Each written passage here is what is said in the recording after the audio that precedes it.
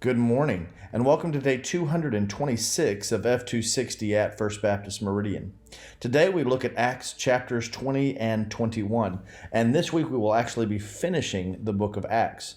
Now I note for the past several weeks we've been going back and forth between Acts and some of the New Testament letters, especially Paul's letters, and there was actually a reason for that in the way they designed our reading plan. They wanted us to read the letters that correspond with the sections of Acts that we were reading as we were getting the history of the early church.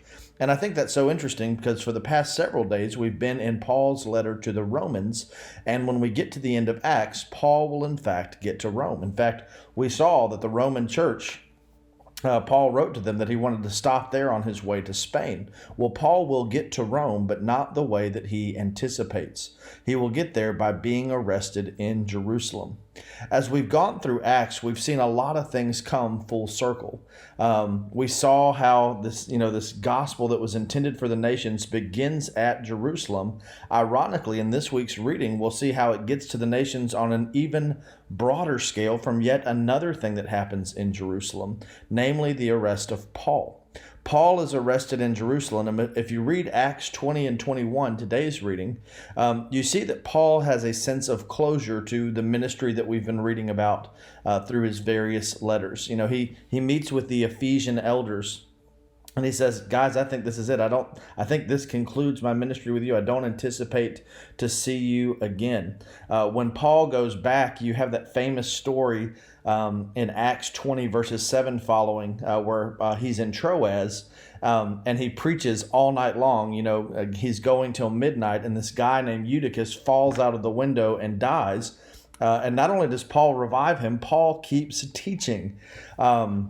In fact, it says that Paul teaches till dawn.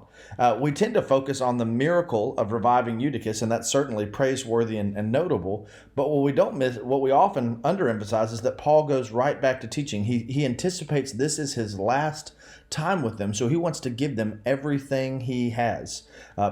Preachers get accused all the time. Other preachers get accused all the time of trying to fit too much in one Bible study or in one sermon. We're taking a chapter out of Paul's playbook. No, for Paul, there's a sense of finality. He's got to give them everything he can because he does not anticipate that he will see them again.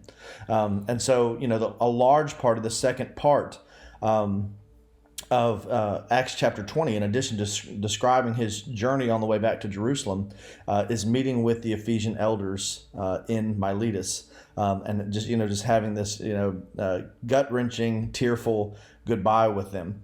Eventually, Paul makes his way to Jerusalem, and Paul's reputation has preceded him. What's so interesting is, again, things coming full circle. We were first introduced to Paul as Saul, the persecutor. We first met him when Stephen was on trial and eventually killed because false accusations had been made against Stephen about speaking against the law or the temple or against Moses. Now Paul, the apostle to the Gentiles, is back in Jerusalem in chapter 21, and the same type of accusations are being made against him. Paul was warned that if he went to Jerusalem, even though he feels compelled to go by the Spirit, he is warned by the Spirit that this for him will mean chains, imprisonment, and suffering. And Paul indicates that he's prepared not only to be imprisoned to suffer for Christ, but ultimately to die for his faith. For Paul, it's all about expanding the mission. And so you have this coming full circle for Paul. From the guy who presided at the stoning of a man, Stephen, who was accused and killed on false charges, speaking against the law, the temple, and Moses, to Paul becoming the apostle to the Gentiles. Paul, who was once the persecutor of the church, becoming the apostle to the Gentiles, and in the name of that mission, taking up this offering that we've been talking about among his Gentile churches and personally delivering that in Jerusalem, resulting in his own imprisonment on the basis of false charges, and ultimately in Paul's life, his death, even though that's not directly recorded in the book of Acts. And some suggest that after Acts Paul is, finds release for further ministry, that he does get all the way to Spain based on a writing that we have from the early church known as 1 Clement chapter 5, verses 1 through 7. But that's outside of our Bible, so we're not sure on that. The point for Paul is that even at the expense of his comfort and ultimately his life, he wants to expand the very mission he once tried to destroy.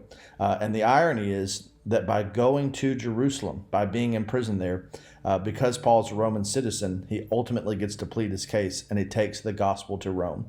Paul gets to Rome, as we talked about when we were looking at Romans, just not the way that he thought he would, and the gospel continues to spread through him. We'll talk about that in days to come. In the meantime, keep reading, reflecting, and responding to God's word. I'll see you tomorrow. God bless.